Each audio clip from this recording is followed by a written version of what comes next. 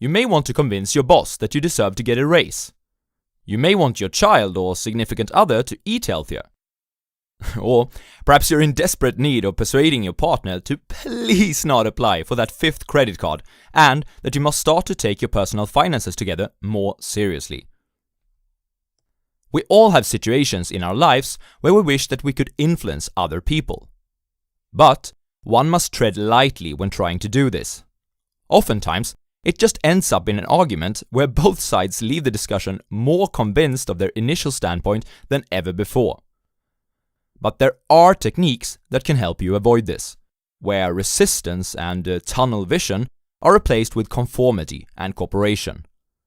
In this video, we'll go through some of these techniques, as this is a top 5 takeaway summary of How to Win Friends and Influence People, written by Dale Carnegie.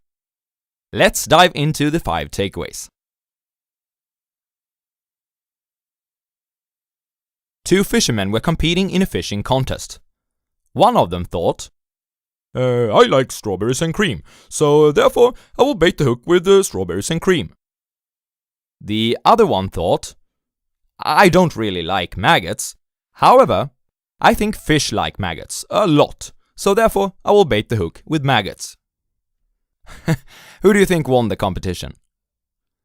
It is necessary to bait the hook to suit the fish. And the same principle applies to people as well.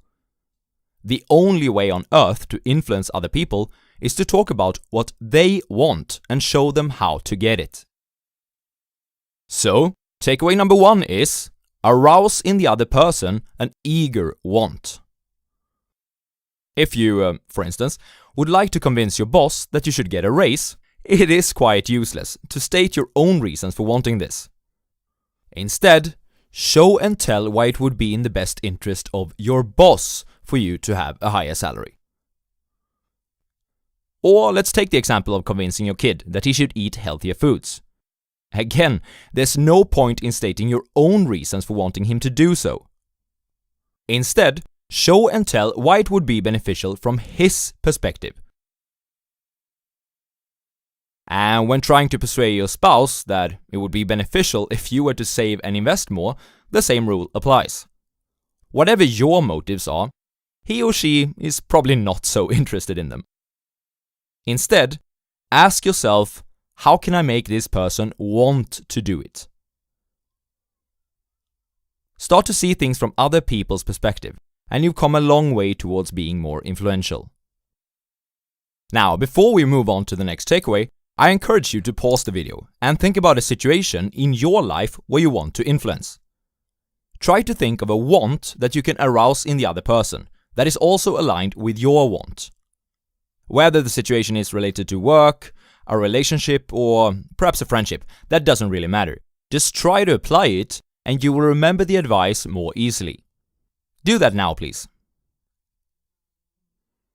Did you pause? If you did, please comment with a thinking emoji down below for the YouTube algorithm. Meanwhile, we'll move on to the next takeaway. Tommy T was the school's most notorious bad boy. He caused fights among the boys of the class, teased all the girls, and was fresh to the teachers. Mrs. Hopkins, one of the teachers of the school, was just about to get Tommy in her class for the new year. She was filled with anxiety. However, she took a different approach with Tommy than what teachers had done previously, as their methods didn't really seem to work. During the first day, when greeting the new students of the class, she made little compliments to them. Alicia, I understand that you are great with numbers. When she came to Tommy, she said, Tommy, I understand that you are a natural leader. I am going to depend on you to help me in making this class the best one in the school this year. She reinforced this during the following few days by encouraging the boy. Tommy now had a fine reputation to live up to, and he did not disappoint. Takeaway number 2 is, give the other person a fine reputation to live up to. If you want to improve a person in a certain characteristic, act as if he already possesses this characteristic. There's a saying that if you give a dog a bad name, you may as well hang him. But try to give him a good name and see what happens. Let's return to our examples. If you want your spouse to save and invest more, instead of criticizing and complaining about his or her irresponsible behavior around money, try to encourage and find situations in which the person already possesses the qualities you are looking for. Emphasize these. And perhaps you should also give up responsibility in certain areas regarding your personal finances, and show that you entrust the other person with this. Most likely, they will try their best to not let you down. In which one of the following situations do you think that person A is more likely to convince person B to her way of thinking? Situation 1. What? Investing money? That doesn't sound too fun. Nah, I think I'm gonna buy myself that suit we saw the other day. We still have $200 left from this month's salary anyways. Oh, you really are hopeless when it comes to money. It's so obvious that I'm the only one in this household with a degree in economics. I tell you, if we keep spending like this, we will have to work forever. You know what? No. I decide that we will take this money and we will put it in the stock market. Situation 2. What? Investing money? That doesn't sound too fun. Nah, I think I'm gonna buy myself that suit we saw the other day. We still have $200 left from this month's salary anyways. You would look so good in that suit, darling. You think? Thanks, babe. Do you remember when we met that 40-year-old couple during our last trip to Sweden? The ones who had retired already? Yeah, I remember them. Why?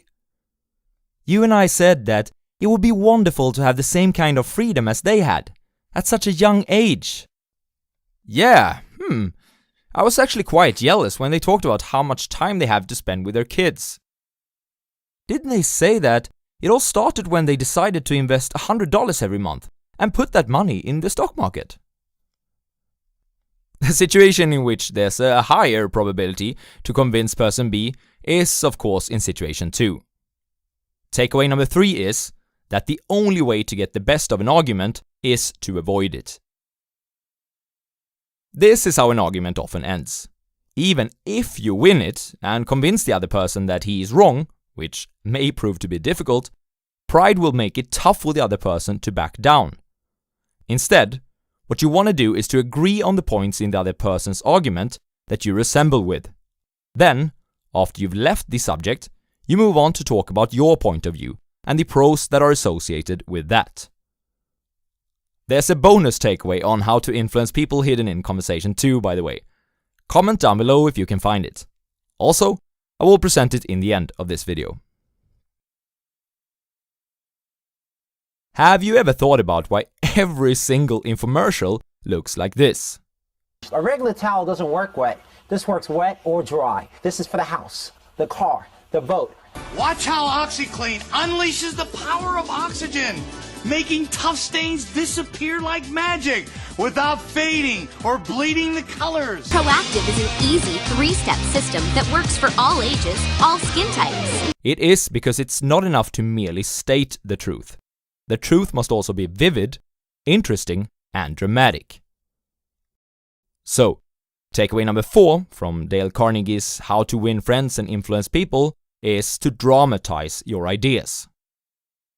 Returning to our examples again. If you want your kids to eat healthier, don't just tell them that they'll become stronger and they'll be able to beat up the bullies.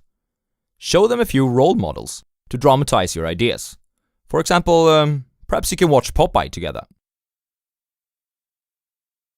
Now I've almost made it look like this book is all about influencing people. But it's actually about how to win friends and influence people. So here comes the 5th takeaway from Dale Carnegie. 3 ways to make people like you. Show a genuine interest. People are not interested in you. And they are not interested in me either. They are interested in themselves. Morning, noon, and after dinner. A person's toothache means more to him than a war in a foreign country that kills thousands of people. Remember that the next time you start a conversation. Be a good listener, talk in terms of the other person's interests, and make that person feel important. Do this, and if you do this sincerely, you'll win more friends in 2 months than you do in a lifetime of trying to show people how important you yourself are. Smile. Why do you think that the dog is the world's #1 Friends winner? It's because they're just so sincerely happy to see us, and they show this not through words, but through actions. Actions speak louder than words, and when you give another person a smile, it says, "I like you. You make me happy. I am glad to see you." Who doesn't like a person who always shows that?